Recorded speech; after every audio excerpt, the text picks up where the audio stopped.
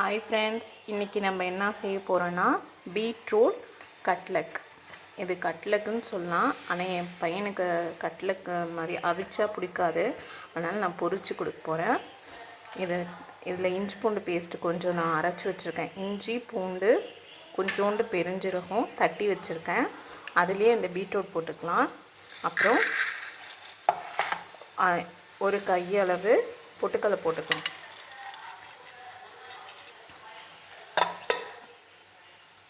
காரத்துக்கு கொஞ்சம் பட்டை மிளகாத்தூள் போட்டுக்கலாம். அப்புறம் கொஞ்சம் காஷ்மீர் மிளகாத்தூள் போட்டுக்கலாம்.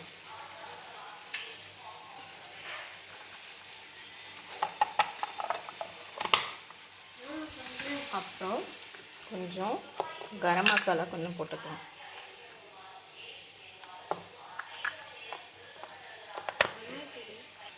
கொஞ்சம் சிக்கன் மசாலா கொஞ்சம் போட்டுக்கலாம்.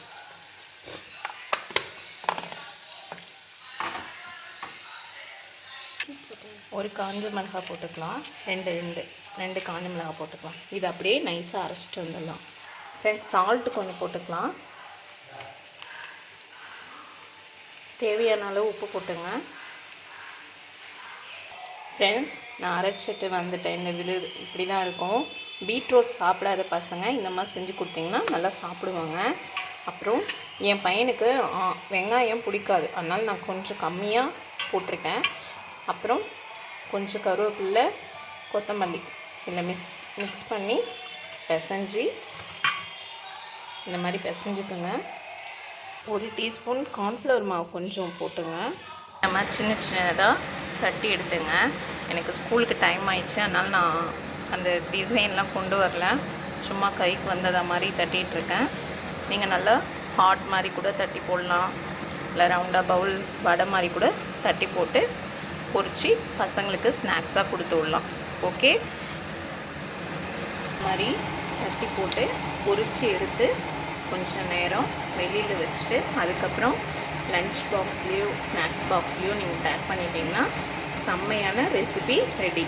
பசங்களுக்கு பீட்ரூட் பிடிக்காத பசங்க கூட இதை விரும்பி நல்லா சாப்பிடுவாங்க. ஃபைனலாக இப்படி தான் ஃப்ரெண்ட்ஸ் இருக்கும். ஓகேவா? உங்களுக்கு பிடிச்சிருக்கா? உங்களுக்கு இந்த ரெசிபி ரொம்ப பிடிச்சிருந்துன்னா லைக் பண்ணுங்கள், கமெண்ட் பண்ணுங்கள், ஷேர் பண்ணுங்கள்.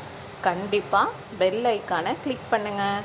பாய் ஃப்ரெண்ட்ஸ், நெக்ஸ்ட் வீடியோவில் பார்க்கலாம். பாய்.